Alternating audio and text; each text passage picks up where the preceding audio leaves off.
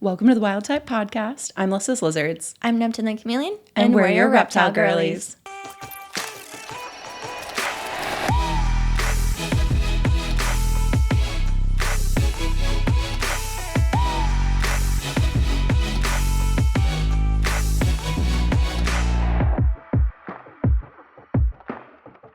Happy Tuesday. Speaking of reptile girlies. Let me move my mic. It's a beautiful new shirt. We're very excited. I don't even know if you can fully see it behind the mic, but yes, reptile girlies in full effect. And then my shirt says "In my reptile mom era." Yes. But for a little nod to Miss Swift. Yes, we do love her. I'm not like a diehard fan, but we do love her.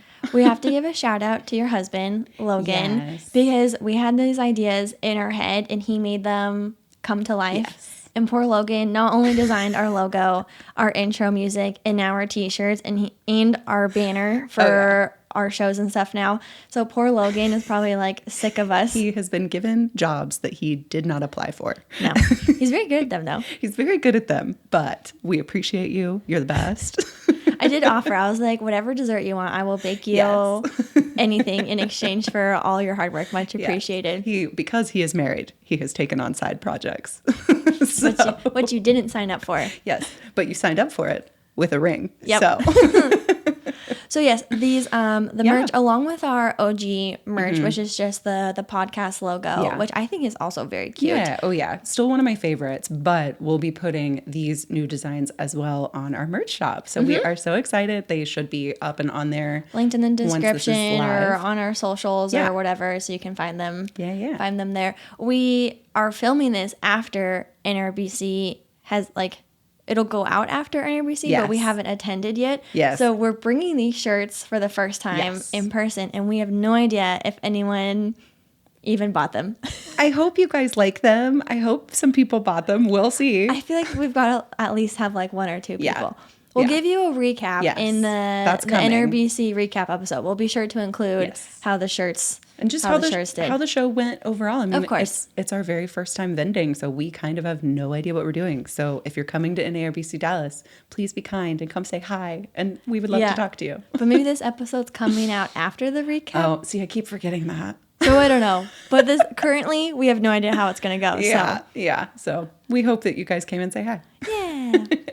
But so we also have another very exciting update today that I know you have been a little bit nervous about, but also excited to share with everybody. So what news do you have? Yeah. So also recently, of the time of us filming this episode, I have just publicly announced that Venus, my panther chameleon, ended up breaking her jaw in a breeding accident with Neptune. Poor Venus. This happened back in February, and it's obviously been over 6 months since it's happened. She's fully recovered, but it's honestly been really hard to go through, but then also be as active as I am on social media and not share that. Especially because for us that kind of share as much as we can on the internet, you were also getting a lot of questions about how's the breeding process, because you were sharing all of it. You were sharing the process and sharing everything, and then you kind of were like, "Ooh, I need to stop sharing for a little bit because I got to figure out what's going on." Yeah. So it's been a process, but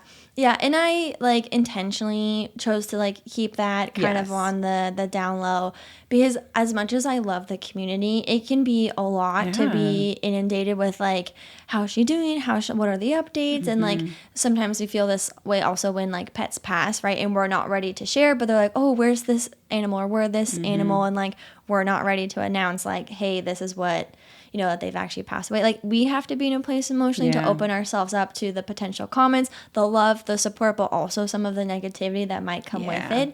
And it's also a lot for us to emotionally process these things. It was very traumatic. It was a lot. It was a lot. I got the phone call. It was super fun. To go through. Yeah, how panicky did I sound? Well, I luckily, thank God, do very well in crisis. So as soon as I heard the panic in your voice, I was like, okay, here's what we're going to do. Immediately. She was my first call. My first, obviously, okay, let's take a step back. So what ended up happening was I was trying to breed Venus and Neptune. For anyone who hasn't seen the YouTube video, it's 20 minutes. Feel free to check it out. It gives you the whole rundown. But I was trying to breed them. Venus got defensive and she gaped and then lunged at Neptune, which is not unusual for females to kind of like get defensive. And that's the thing, it's not unheard of. It happens. Yeah. So, you know. But I think it was just like the angle that she hit him at and whatever. She ended up breaking her jaw in the process, and then Neptune also had some injuries along the way. And so I immediately got her out, but then took a picture to like send to you and being like, not like what do I do, but like here's what happened. But like I'm freaking out. Yeah. What do we do? Yeah, and so like you were helping me like figure out what vets were open. I think I called like 2 or 3 vets, and I was like that we know of and that we trust and stuff. And I was like, who can we go to right now? Yeah, and it was a Friday, right? It was like a Friday afternoon. I think it was like 2 or 3 p.m. too. So it was like towards the end of the day. So it was like crunch time. Like we have to get in there now, or else like it might be like Monday, and who knows what we do in that case. So it was crunch time. You were my first call. My mom was my second call. I'm like on my way. I've got Venus in her little box. We're like going to the vet. Then this was like something that was really hard, is going to the vet after having just put Apollo down, because that was the last time I was in like an exam room, and like they took her back and they didn't give me any updates for like 45 minutes. So I'm literally just sitting in this like empty room wondering if like she's gonna be okay. Fast forward now, she ended up having surgery where it got a lot for you and me, was that she needed medication not only daily but every 3 days. The daily stuff she had to eat, which was fine, but was really hard were the antibiotics, which was every 3 days. And we had to basically pin the poor girl down and inject her with the medication for her own good. But it was really hard for both of us. Yeah. It was a lot. So there's 2 jobs. One person has to hold her, and the other person has to inject her. And so there's no way you can do that by yourself. No, literally no. There's no way. Even when I went to the vet and they like administered, like they did it with 2 people, and those guys are like pros, right? Yeah, they know exactly what they're doing. And so the first time I was like, hey, can you come over? And I was like, do you want to hold her or do you want to like inject her? This was such like a chaotic situation because we were both like, I don't know which one I'd be better at. I don't know which one I'm more scared to do. What do I like? Because I've administered medication for Barney, my panther chameleon, way in the past, like years and years ago. But that was all oral, which was its own traumatizing process, because I literally used to have to like get him positioned on my knee, pin him down, hold his head, pull his mouth open, and like drop it down. It's so hard to do for one person. It's so hard to do. And the injection is a whole other situation. It's a little needle that had to go like by her elbow, and then we had to rotate sides. And then we're like, wait, did we do the left side or did we do the right side? I actually totally forgot about that whole process, because that was a whole situation. Because the vet was like, you should alternate arms so that they don't get like too much in one arm, or like too bruised or whatever the reason. I think like, it was the bruising. Yeah. But she ended up having an external fixator on one side. So we kept track by like, okay, did we do the side that had the fixator on it, or the other side? Because it was like, wait, was it your left or my or her left? Yep. Like which side? We got so confused a couple of times, and we were like, I'm pretty sure it was this side. Yeah, but we got a good groove going, and instead of holding Venus from behind, I had like this little felt that fabric that the vet had given me that I like just gently held her down with. And that worked like a charm. Because like she can't see you. Yeah. It's like I have 0 risk of getting bit. I just feel like it was like I kind of thought of it less stress. Of the equivalent of like, have you ever seen all the like alligator trapping videos? Yes, and they like cover them up. Because when you cover their eyes, they can't see, so it's funny, you would think being blindfolded would make you freak out more, but with animals, for some reason, it kind of almost calms them down because they're not as concerned about their surroundings. Yeah, and it was like for 2 seconds, so it was like not even... So short. Very long. But that's kind of what I equated it to, was like, well, this is what they do with alligators, so like, I think this is what we're doing with her. So, but you were so good. You like were so quick to like get a little prick and just pop. And I actually said that I haven't done this kind of medication before, but I'm remembering I had done injections a couple of times with Nilla one time when she had like a little weird throat thing like a few years back. Yeah. And so I did do those, and it was similar, but with her it was easier because A, she's just a way more chill reptile. Yeah. And B, she was bigger, so it was easier for me to like hold with one hand and inject with the other. And so I think that's why I had ended up being like, I'll take the injection because I've at least done that before, so I feel like semi-confident with that. So you were doing the pinning of the poor baby girl, and then I was doing the injecting, but I was always trying to be so fast so that I didn't have to jab her twice or anything. Yeah. It was scary. It was a lot. Then, so eventually, like, I did follow-up appointments, Yes. and then we did one full round of antibiotics, which I think ended up being like 2 weeks. Yeah, something like that. And then I was like, we're both like, phew, we're done. No, because then I go to the checkup, and they're like, yeah, we want to do another round. And I wasn't even upset for me. I was upset for you. I was fine. It was because you fine. had to come over. It's every 3 days, and we had to like coordinate our schedules and like plan around it. And I was like, Alyssa's gonna hate me, so I had to text you. And I'm like, I'm so sorry. And like, there's not even an alternative. Like, no, it's like it was. There was no other option. It was like I might hit up my neighbors and be like, hey, can you? I had no one else. So like MVP over here, like much appreciate you. Oh, of course. I mean, always down to help you and your animals. You know that, but it was definitely a whole nother. Yes, it was more like honestly just the scheduling, because it was like there were some days that I like could in the mornings or couldn't in the evenings or vice versa. So it was one of those things where I was like, I'm really sorry, but like I can't until later. Like, is this fine? Like, and then some days we would almost like forget and be like, oh no, today's the day. Ah! And then it was like, oh, I gotta go run over there. And so it was just very much, we were both very chaotic and just trying to figure it out, but it all worked out. It all worked out. She didn't get any infection. Like, that's the most important part. Like, she's all healed up now. If you are interested in kind of like following along the whole process, like I said, I did make an entire YouTube video. And so feel free to check that out. It's like start to finish, like getting the fixator removed. She ended up having to lay eggs, like the scarring process, like it's a lot. Poor baby girl. And it's funny. I personally, like, you never ever want any reptile to get injured or have any kind of like scarring or things like that. I mean, I've experienced it. Like, I've talked about my chameleon Barney got, a burn in the past, and seeing that scar every day was like really hard for me. And so I totally understand it's like not fun to see your reptile when they're all scarred up and things like that. Yeah. But I just think she's so cute now. It's because you said yes to that fish in Finding Nemo that's got the scar, because you thought he was smoking hot because of his scar on his face. He was a bad Gil, boy. That's his name. Gil was a bad boy, and I was into it. Okay. All right. You just have a thing for the scars. No, I get what you're saying. I will say something that you had mentioned. You're like, I know that this is in the beginning. You're like, I know this super sucks, but there's something that you can kind of like bond with your reptile when you're like helping them and administering medication. And yes, it's like stressful for everyone involved. Nobody is relaxed. Yeah, I just want, for the record, Venus is still as sassy and defensive as ever. For sure.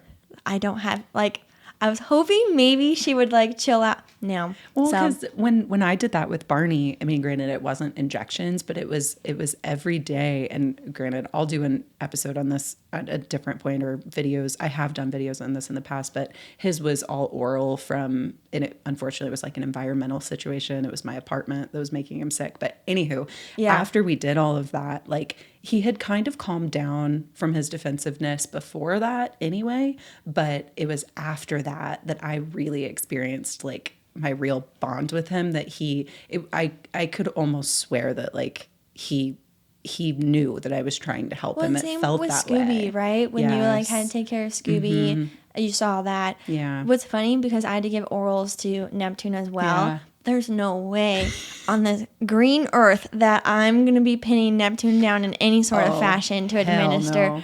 But this is the pro tip of having a defensive chameleon, because he'll gape at me no matter what. And you're just like, pop.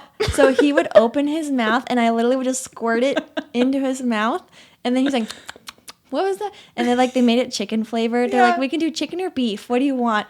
And I was like, do you have like bug flavored? Yeah. Like, but like you have to put some sort of flavoring in it, because it's like really bitter or something. Like, you need a flavor. I was like, can you please, like, hornworm? He loves hornworm. Hornworm flavor? Hornworm flavor. And they're like, no, chicken or beef. I'm like, feels weird. Can you dye it bright blue?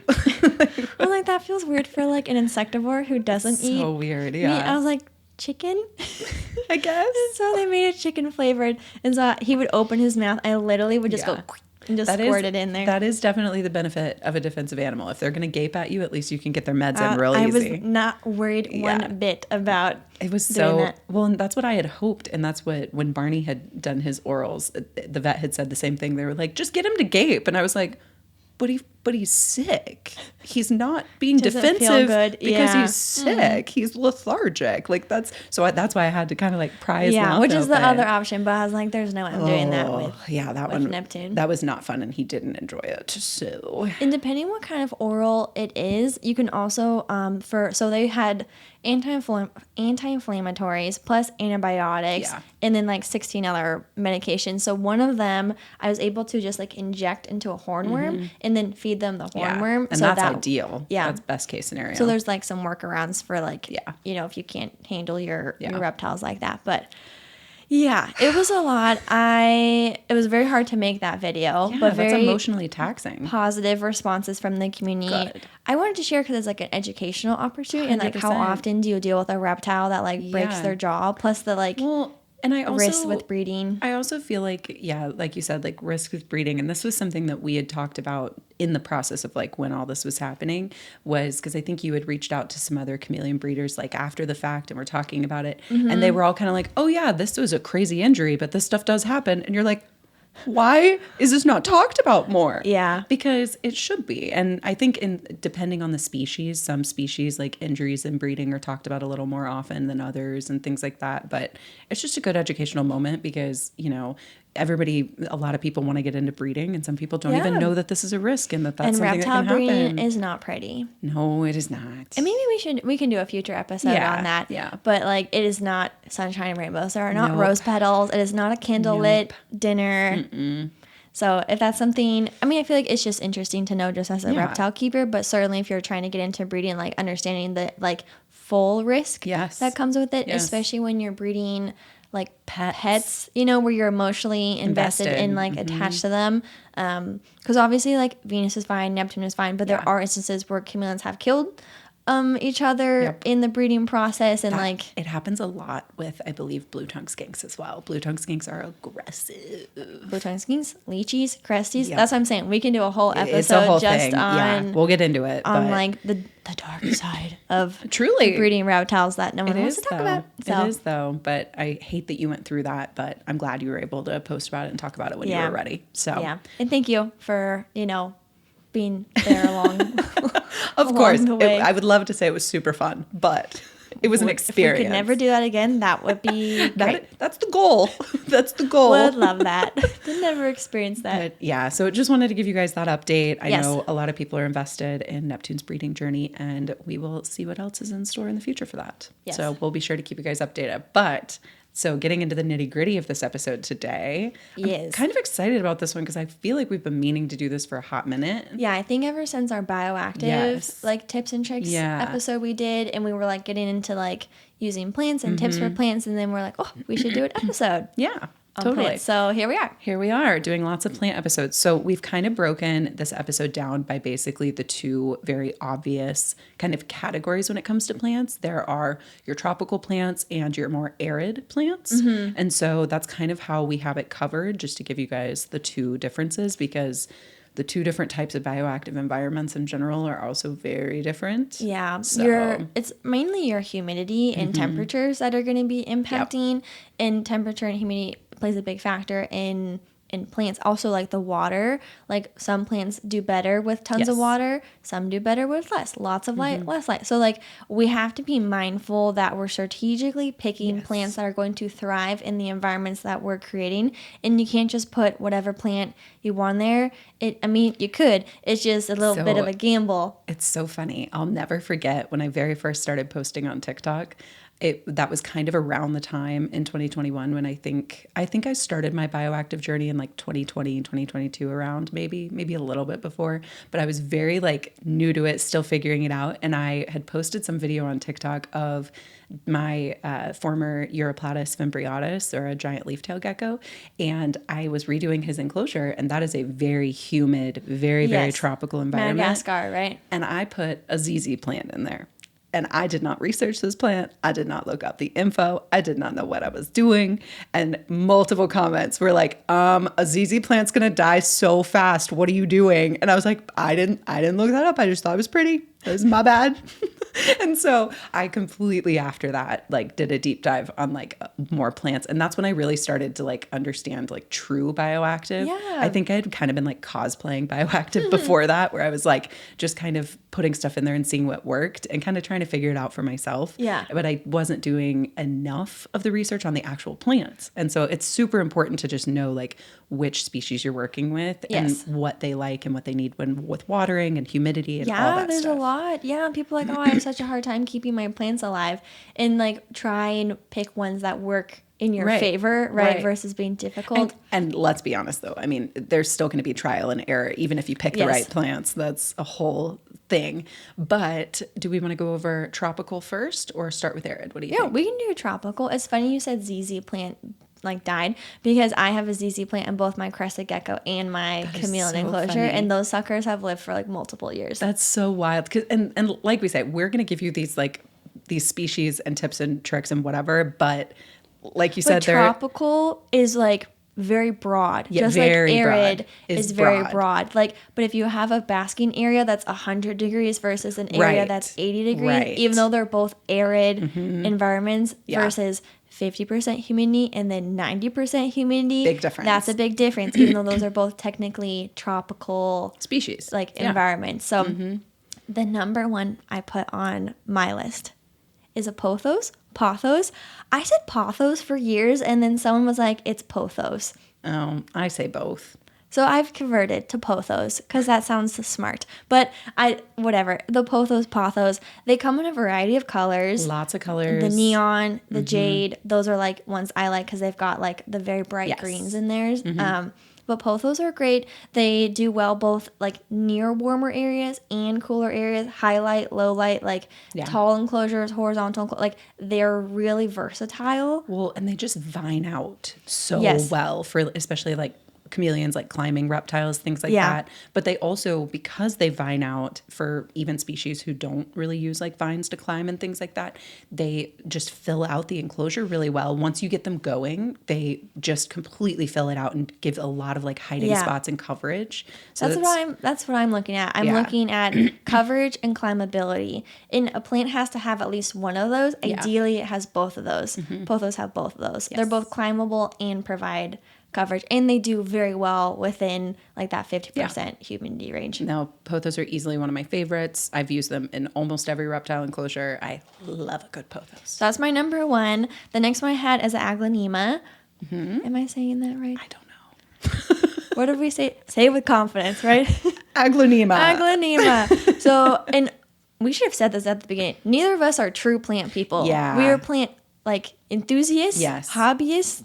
But do we know 150% what we're doing with every single plant species? Absolutely not. If you know more about these plant species than we are saying in this episode, please let us know in the comments because I know we're going to misspeak at least twice in this. We're going to call them wrong names. We might say something that we've experienced but isn't 100% true to the thing. So let us know if we're wrong on anything because we might be. So Aglaonemas come in a bunch of different colors. Yeah. This is where I'm like, are they called variations or like... Variegation is where the color is like split, I believe. No, like variation. Like one is like a light green, a dark green. See, we're I don't know.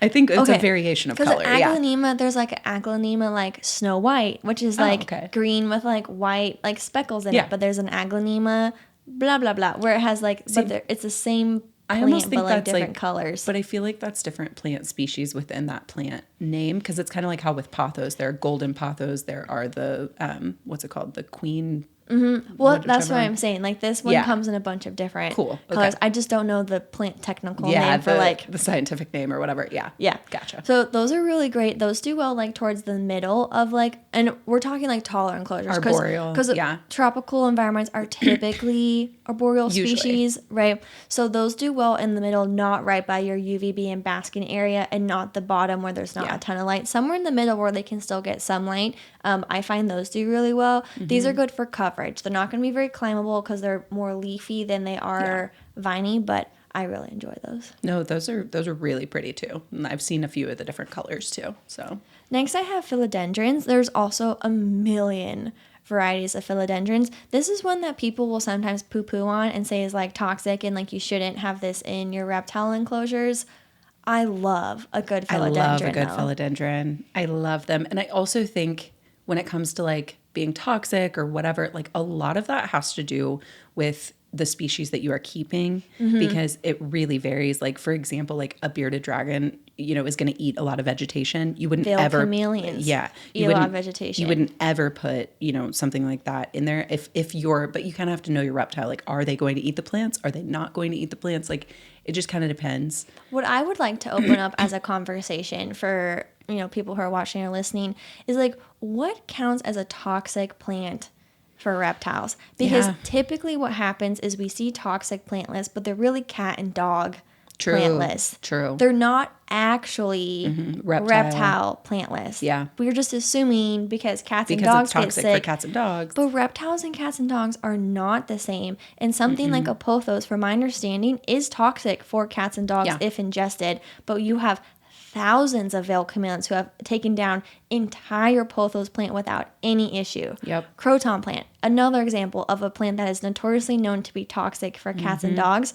Veiled chameleons eat them without any problem. But if you put one in your enclosure, someone comes in behind you and is like, that's toxic. That's toxic. But we have documentation, like actual pictures and videos of veileds eating these plants without any issues. And the same thing goes for, because I've heard the exact same argument about monkey-tailed skinks. A lot of people, and granted, monkey-tailed skinks are specifically known as one of the reptile species that pothos are not toxic for, because it is, I believe, somebody correct me if I'm wrong, that they are a part of their natural diet and they're almost like a treat for the monkey-tailed skinks. Like they love them. They will take down entire massive plants of these and perfectly healthy, nothing wrong. It's part of it completely is part of their natural diet, like totally good for them.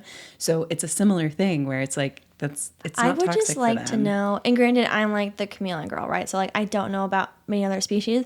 There's no known documentation of any plant that a chameleon has eaten with like adverse reactions or effects. Not that I've heard of. So I'm curious in like the bearded dragon community or any other reptiles that are known to munch on their plants, like what are we qualifying as toxic, right? Like what adverse like reactions are there? What are the negative reactions? Because I think more of what we're seeing with safe plant lists are plants that hundreds of keepers have used without any known issue. Those plant lists could be much longer and we just haven't tried these plants. Such a great point. We truly don't know, especially for every type of species. And I mean, technically, like even if a plant is technically like toxic for one species or something like that, it's like for animals like crested geckos or leopard geckos who have no interest in ever eating a plant, it's like, okay, well, it's not toxic to them because they're not even going to go for it. So it's totally safe to keep in their enclosure. Right. So I just wanted to like, and again, open up the discussion, right? Yeah. Because philodendrons, there's like mixed reviews. Crotons, there's mixed reviews. But I love a philodendron. I haven't seen any issues with my in-wools or anyone else I know. So I personally use them and would recommend them. But just opening it up. A Dracaena, a Dracaena. Yes. I feel like we've been corrected on this before while together, and I forget, but I think it's a Dracaena. Dracaena? We can go with Dracaena. Dracaena? I'm good with that. This is another one that comes in a bunch of different colors. This is one that can do well with low light, which is fabulous when you're working with taller enclosures. This is another one that's good for coverage. Not going to be super climbable because it's got those leaves, but great for a pop of color because there's one that's called like a lemon, something like that. But it's got, I know which one you're talking about. But it's got like the neon green kind of like with the darker green on the sides. I like that one a lot. Those are really cool. I really like that one. So Dracaenas. Dracaenas are another one on my list. And the last one I had was a Monstera. Yes. I love a good Monstera. I love a Monstera, but I will say Monsteras, I think for the most part, are only for like the bigger enclosures. Taller enclosures. Yeah, if you're working in something that's like 4 foot tall, then like those are fantastic. Those are really climbable, not great for cover. Well, kind of coverage because they've got the long stalk. They have like the stalk, but then they have like the really big leaves that are great for coverage, but only in like certain areas. Correct. So. But like chameleons for sure will like climb I see little nails in Luna's because she like climbs it. Cute. Also, I was very sad when I got those stupid mealy bugs because they were underneath the Monstera leaves and I just had to go snip. Yep. Snip.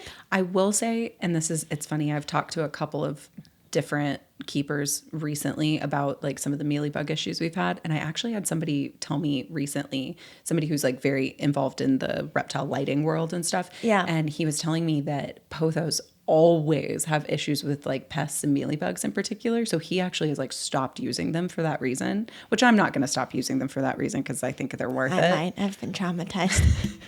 But truly, like apparently pothos are a little bit of a magnet. So while that is like a great tropical plant to use, just be aware that use with caution. Use with caution. Specifically, I hear that using neem oil is really helpful with that. So. One thing, I also have reached out to some folks about these mealybugs, like thoroughly washing and repotting your plants, which you hear is a best practice. Sometimes we get lazy though, if I'm being honest. But like thoroughly washing, thoroughly repotting. I always clear out all the roots. That's always like, that's the one precaution that I like never skimp on. I always clear out the roots, but I don't always do a good job of washing the entire plant. It's hard. It's hard. There's a lot of vines and leaves in there. Yeah. This is hard. That's hard. But that's something that they were saying too, is like repotting, washing everything. Definitely going to start doing that now after all of my trauma. That's what I'm saying. So not worth it. Yeah. So those are my 5. Obviously plenty more on my website. Yes. I have broken out into different sections, plants that do well at the top, in the middle, and the bottom of the enclosure. That's smart, yeah. Because when we're working with these taller enclosures, I mean, even cresties, a lot of people are keeping them in 36 inches. Yeah. That's a lot of space. Chameleons, even lychees, some are like in 4 foot, 48 inches. That's a lot of space. Yeah. So like not all plants do well at the bottom, Right. like at the top. So being strategic about where you place them in your enclosure beyond just Yep. humidity and temperature is big piece super of it important. too. And same goes for some of the arid plants too. You got to be careful with like where, if you're placing them directly under the UVB or a little bit off to the side, Right. Things like that. You know, is it directly under the heat lamp? I would probably never put any of the plants directly under the heat lamp. What plant's surviving that? Yeah. Yeah. So, you know, so you gotta consider placement in everything, which if I'm being fully honest, is something I'm still learning and working on. Trial and error. It's not easy out there, man. And with that, the 2024 summer season comes to a close. But that also means there's brand new Pangea reptile deals. Now is a prime time to buy a crested gecko because they have 15 to 20% off discounts on tricolors, dark-based, yellow-based, and red-based cresties throughout the month of September. Both of our new Caledonian geckos love eating from their ledges, so if you want to give them a try, Pangea's acrylic ledges will be on sale along with a 12-pack of their silicone cups. And no surprise here, they will be offering deals on various isopods, so it's a great time to refresh your bioactive enclosures at PangeaReptile.com. So, okay, starting with some of the like more arid plants, and just full disclosure, I have not mastered the arid bioactive enclosure just yet. I've had to redo many arid bioactive enclosures. So we're still working on this, but these are some of the plants, and 3 of these 5 are ones that like I always use and I stick by them because they have never failed me. So my number 1 is actually going to be a ponytail plant. Yes, I love the ponytail plant. They are first off, they're amazing for coverage because they literally are a ponytail that like splays out. Yeah, very bushy. Very bushy. And one thing I have struggled with arid enclosures is that oftentimes it's just people are like, oh, use a succulent, oh, use this and that. And we'll get into some of those. And those are great plants, but like they don't do anything for your reptile in terms of like security. They just sit there and look cute. Yeah. And so I love a good ponytail plant because it's in my opinion, one of the best plants that you can use in an arid enclosure that actually provides coverage and something to kind of hide in. So that was one, I think we were at a reptile expo and we always get like plants and stuff. We always like to check the booths out, and you picked up a ponytail plant and I was like, oh, I want that. And you're like, you can't. Because I keep exclusively tropical species, and as much as I would love to have a little ponytail plant, that is not doing well in any of my enclosures. Nope. It's also like so short. Like I know, but it's just so cute, and the name Ponytail is adorable, and I really wanted to keep one, and it just doesn't work out. They're so fun, and so basically the ponytail plants kind of have like a few. They usually have at least one, but typically 2 or 3 little bulbs kind of pushed together. Yep. And then all the leaves kind of splay out almost like a waterfall or a ponytail. And so they also have a very like short root system. It doesn't go super deep. It goes more shallow and spread out. And so because of that, it just makes it really, really easy to plant or replant them in any of your enclosures, which is just like a great option. So have you ever thought to put a little scrunchie around your little ponytail plant? No. Clip a little bow. Oh my God, wait, what if I could get like a little baseball cap to sit on the bulb with the ponytail going out the back? That's what I'm saying. There's options. Oh, we could like decorate our plants. Just putting it out there. I'm not beyond putting googly eyes on the little bulbs either. So that's adorable. Okay, when I was in Portland recently, I actually saw little googly eyes in a crystal shop on all the crystals that looked like they had faces on them. They were so cute. See, we need that in our lives. Yes. So anyway, so ponytail plant is hands down one of my favorite arid plants. They just typically do really well. So the next one is also not going to surprise anyone because this is a well-known arid plant that does well and also just takes a really long time to kill. So it's going to last you a long time, and that is an aloe vera. Yes. So those are really good. I like them because they're really thick. So even though they don't provide a ton of coverage, they provide some more than others. Coverage is usually it's a very loose as much as you can for like an arid plant. I know. So, but I like them for that purpose. They do really well, under the sunlight, under UVB, things like that. So they're a good one. But one caveat that I did want to mention that I did do a smidge of research for my bearded dragon people. So I am not a beardy keeper, but one thing I did read today is if any beardies ingest too much aloe vera, it can cause like diarrhea or something like that. I was wondering because a lot of arid species, like reptile species, aren't plant eaters. Yes. But in the instance, because people have asked me if they can use aloe veras in their chameleon enclosures, and my concern is if they were to like ingest it or anything like that. So that's a good call out for beardies that do like to munch. I just wanted to make sure and look into that because even though I don't have a bearded dragon, I do have a northern blue-tongued skink, and their care is somewhat similar. And blue-tongued skinks do eat vegetation, but not as much as bearded dragons. So Got it. Good call out. For me, I've used aloe vera in Nilla's enclosure. Hers is currently dead, so I actually need to like replace R.I.P. that. Yeah, sorry. But she has never even looked at it as anything remotely as a food source. She's never nipped at it. She's never shown any interest whatsoever. So I've never had a problem with that. And I think it kind of varies on like the animal's personality too. Sure. But just wanted to mention that call out just in case. Love it. So another one that does provide really good coverage, and I've only actually used this once, but I am planning on including them in Charlie's new bioactive enclosure that I'm going to be building, and that is spider plants. Oh, yes. So those are really good ones. And I think you've used them in tropical enclosures too, right? So funny story. I did a Q&A on YouTube and someone asked me if I would recommend a spider plant for a chameleon enclosure. My brain pictured a snake plant, not a spider plant. I mean, fair, similar, right? But they're very different. Very different. But just the name spider and snake, I could understand getting mixed in your head. Yeah. And so I was like, I wouldn't recommend a spider plant because they're not very climbable and they don't provide. Because I'm picturing a snake plant, which is just like straight up little plant. And then my video editor sent me back the first draft. He has a spider plant in his enclosure, so he put a clip of it, and I was like, I'm a dummy because I've totally spaced that they said spider, not snake. So to be clear, yes, you can use them in tropical environments. Just don't get them confused with a snake plant. Yes.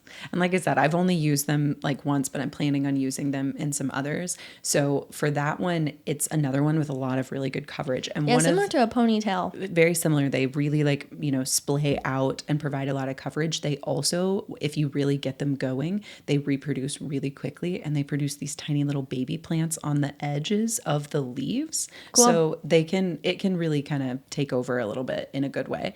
But that's a really good one. I can't remember exactly how they are with lighting, but I do know they don't need like a ton of light. Yeah, he put his like in the middle of his 4-foot enclosure. Yeah. So I think like, somewhere, and talking about arid species, we're usually talking more horizontal space versus vertical space. So a little bit more terrestrial. And so I would put it somewhere that's like, they can get a little bit of light from the UVB and things like that, but not too much. And just make sure you're using plant lights because that helps everything. Yes. So, I mean, but so spider plants are a really good one just in that regard. I like them just because they reproduce quickly in that way.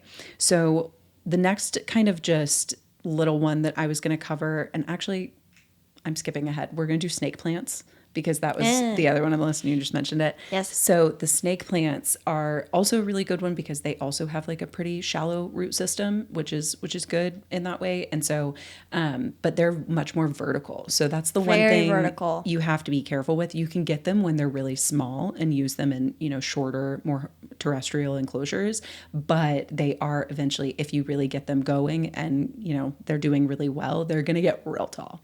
So I think too, with more arid environments, you're limited on like the color of plants. Yes. But the snake plants can be a really good pop of color. And there's some variations that have like the yellow, like striping on them, which I think could be really stunning in a more terrestrial, like arid enclosure, because like a spider plant, a ponytail plant, they're all very like similar, pale green, yellowy type colors. But a snake plant could, you know, give you some vibrancy. So that's exactly why I've used them in the past, is literally just for a nice pop of color. And they usually do pretty well with low light. They don't need, you know, a ton of light or anything. So that's definitely a favorite just for the color alone. So even if you're getting it as a small one and you know it'll get bigger, like what I've actually done in the past is I've used one in an enclosure, and I've only had one that did really well and started growing, and I ended up using it as a house plant later. You could propagate it too. Snake plants are pretty good to propagate. Yeah. So if it overgrew, you could take a clipping, propagate it, and then put it back in the enclosure. Yeah,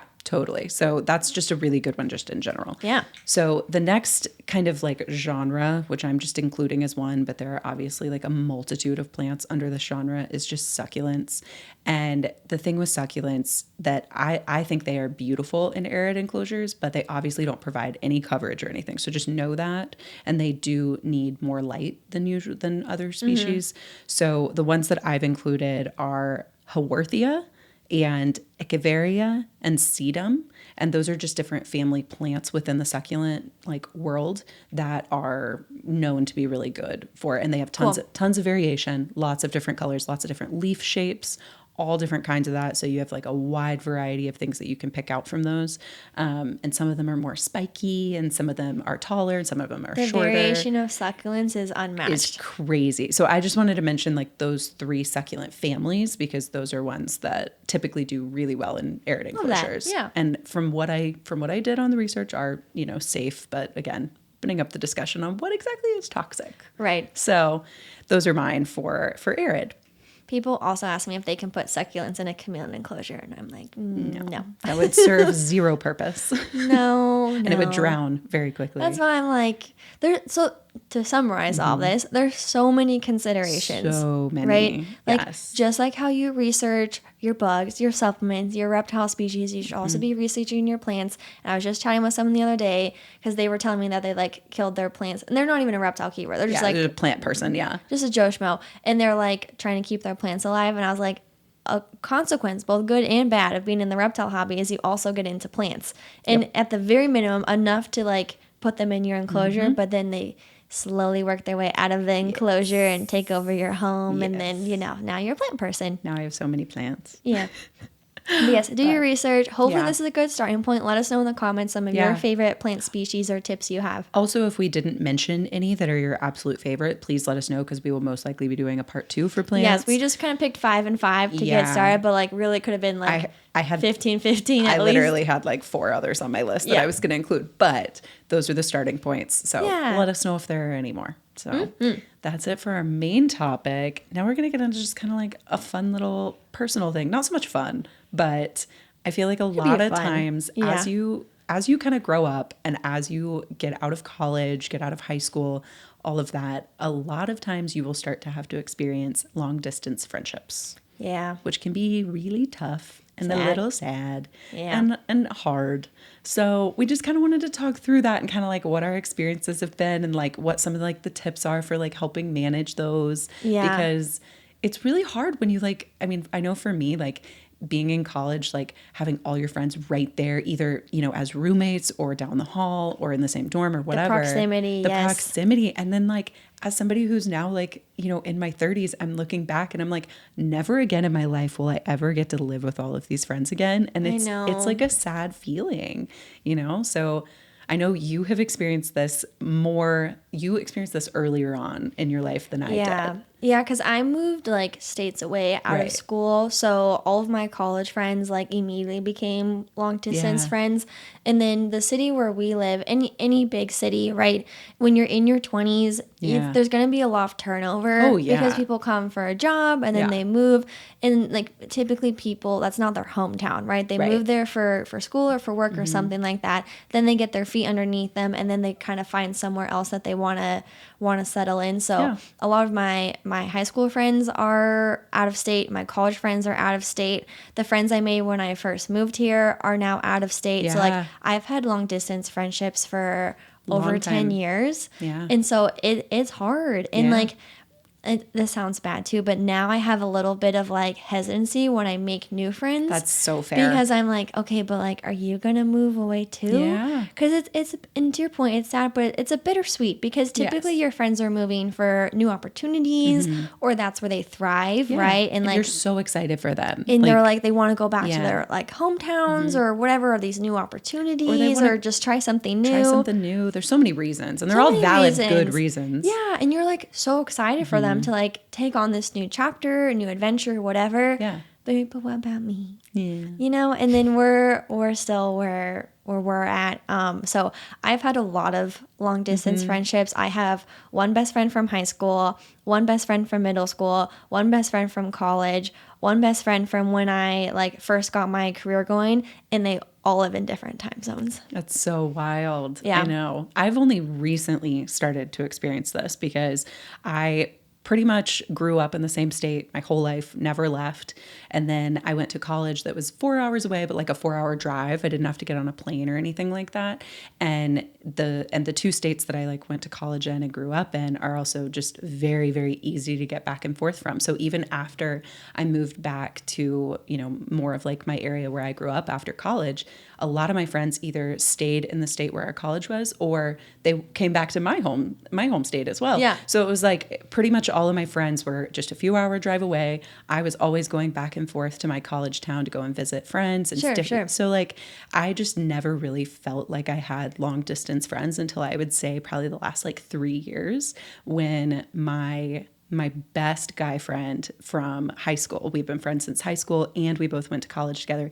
And we both lived in the same city after college. He is like my brother. We literally, half of his family actually thinks I'm like a cousin and vice versa. Because we never wanted anybody thinking we had any interest in each other at all. And so but he ended up moving like all the way across the country.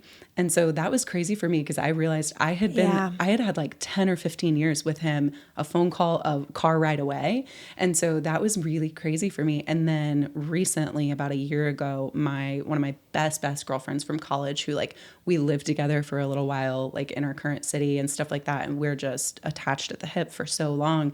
And she also moved halfway across the country, but in the other direction as my other friend. Yeah. So now I got friends on both coasts. And that's just it's been like a learning curve for me because, you know, and I still have a lot of close friends in my city, but the two of my closest people, you know, it's like those. And you're in different time zones. Totally different time zones. So it's just so interesting. And it's just funny. And I feel like there's a difference too in, you know, having a guy friend and a girlfriend because girls, I feel like naturally, like just with girlhood, like we naturally make the effort more. And that's just so easy for us. And like my guy friend checks in on me all the time too, but he and I both just have like different types of communication. And so, you know, we just haven't kept up as much, but when we see each other and when we catch up, it's like we talk about everything. But, you know, it's interesting the dynamic between how that kind of works. Yeah. So long distance friends are hard. And the reality is before technology, like cell phones and stuff like that, if you move that far away, you're done. You would maybe mail letters, right, on occasion. But like realistically, those friendships are like not. What are you thinking? This is such a slight derailment, but I am realizing my childhood best friend since I was like 3 years old. She and I have technically been long distance since we were 9, and we actually used to write letters to each other our whole childhood. And that people definitely did that. I totally forgot about that. Yeah. Like it's not, but like that's gonna take time, right? And like effort and whatever else versus like a quick FaceTime call or phone call or just following each other on social media. So I feel like nowadays there's this expectation to maintain those friendships because we have the tools necessary, but not all friendships are meant to last forever, and not all friendships can withstand being long distance, right? Because it does take extra effort because you don't have the convenience of being in close proximity or just running in the same circle, so you don't have to make that conscious effort to, you know, hang out and coordinate and everything else. It's funny too, because I feel like I have a few friends that are like this, that like we've absolutely grown apart. And like you've said, like they're like friendships, not all friendships are meant to last forever. And, you know, sometimes you can try and keep up with people and maybe it's just not going to keep up and it's just not going to happen. But like there are friendships that I have that like I do not talk to these people on even like sometimes even a yearly basis. It might be every 6 months. It might be, you know, whatever. And these are friendships that have definitely grown apart and dissipated, and they're not a part of my daily life. But when I see them, it's like we hung out yesterday. And it's like, you know, we're just like sisters who, you know, caught up just yesterday and all that. So those are special friendships too, but friendships really just ebb and flow. And it just kind of depends on if the ones that move away are the ones that like you really, you know, want to maintain and want to keep up. And it's very telling, right? Because there's been instances where I've had friends move away and I felt like it was a one-sided effort where hard. I would be like, hey, do you have some time to talk? Hey, da-da-da. And not everyone is a phone call person. I get that. But like you can kind of tell when it's like, feels like it's one-sided and it's not being reciprocated. Something that I do with one of my best girlfriends, we're both really big fans of Grey's Anatomy. We actually like started hanging out in person when we were in the same city because of Grey's Anatomy. And we would take turns every Friday night. I'd go to her place. She'd go to my place. We'd order a pizza, Chick-fil-A, whatever. And we watched the newest episode of Grey's Anatomy. Then she moved. Like states away. We still, I know, 4 years later, crazy, still watch Grey's Anatomy. And so we will coordinate. Did she move away 4 years ago? Yeah, it was 2020. That's wild. I know. I know this friend as well. So I'm just like, what? It's that was 4 years ago? Oh, we miss you. 4 years ago. But to this day, Grey's Anatomy is still going. Whoop, whoop. And so every Friday, and sometimes our schedules, you know, sometimes a Saturday, whatever. But we will both pull up Grey's Anatomy. We go 3, 2, 1, play. And we are on FaceTime, right? Like we're on video chat and we're watching it together at the same time, syncing up our shows. And sometimes she's like, oh, yours is ahead. So I have to do like a quick pause play to like get it to be in sync. We still do that. I love to this day. And it's our time to catch up. And even when we're not watching Grey's Anatomy, we'll still do like, you know, we'll still meet up and do like a phone call and like whatever else and send each other like memes. But like, that's something that you can do. I have out-of-state family that I've done that. I have, you know, friends who are going through like a hard time. Like, let's do a movie night. Because that's what you would do if you were in person. And obviously it's not the same. But we have the benefit of technology and we have the ability to do that. And and while it's going to feel different, it obviously isn't going to feel the exact same, but like it's as close as you can get. Right. And so that's like, better than nothing. So put on like a rom-com chick flick, get yourself some Chick-fil-A, whatever, and do a little 3, 2, 1 and we'll watch it together. It's funny too, because like my guy friend, what he's really good about is anytime he calls me to catch up, it's always when he's on his way to the gym, because he knows that there's going to be like a lot of traffic, because he lives in like a crazy area that's, you know, got a ton of traffic there. And so he always calls me because he's like, I know I got like 30-40 minutes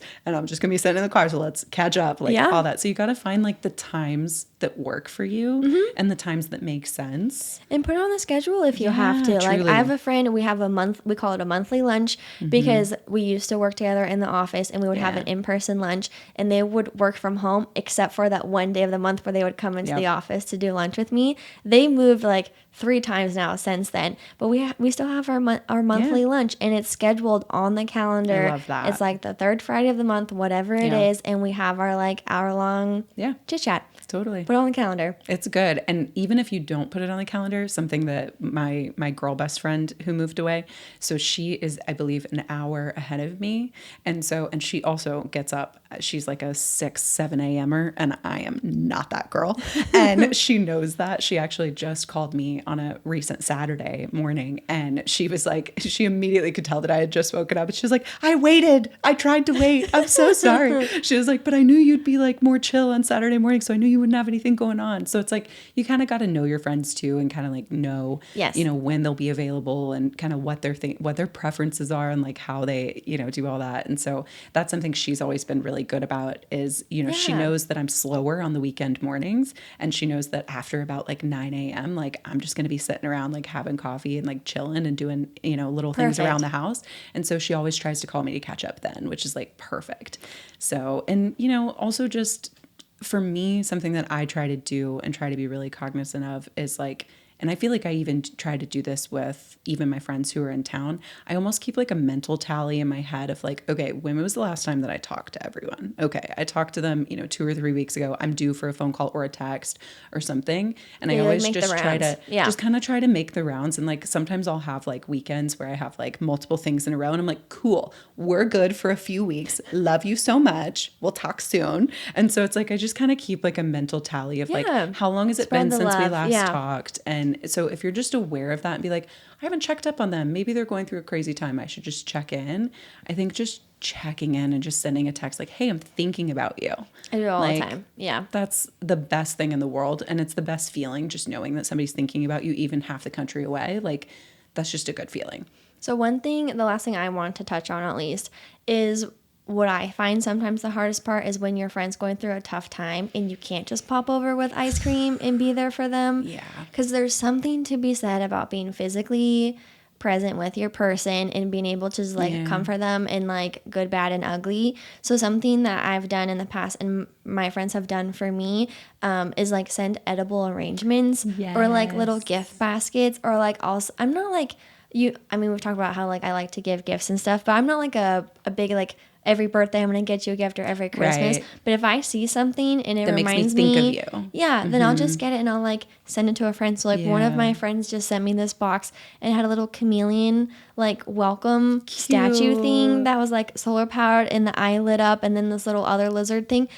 No reason other than she saw it and thought of me, and then like sent it all the way to me. Or my friend who got like in the same week and had a friend get engaged and another get broken up with, I sent them both edible arrangements for like very different reasons, but showing my support. And as much as I would have loved to be there for my friend, the like, least you can do is just show it in a different way. And you know, and that doesn't have to be a way that you spend money. You know, you can also just give like them a phone call, card, or a card, something like that. So it doesn't have to be something like that, but sending stuff in the mail, I almost feel like is a little bit like outdated in the sense that people don't think about it all the time, but it is something that it means so much. Well, and same with like Uber Eats. Like I've definitely like I've done that too. I've sent like Uber Eats. Like I know you have some like girlfriends who are like having babies and stuff, and you're just like, let me just send you a meal, whatever, right? Like that goes a long way. Oh yeah. And if they were closer, you would have brought 100%. But that's not feasible sometimes. Right. So like this is what we can do instead. It's super helpful, and and like you said, if they're going through a hard time,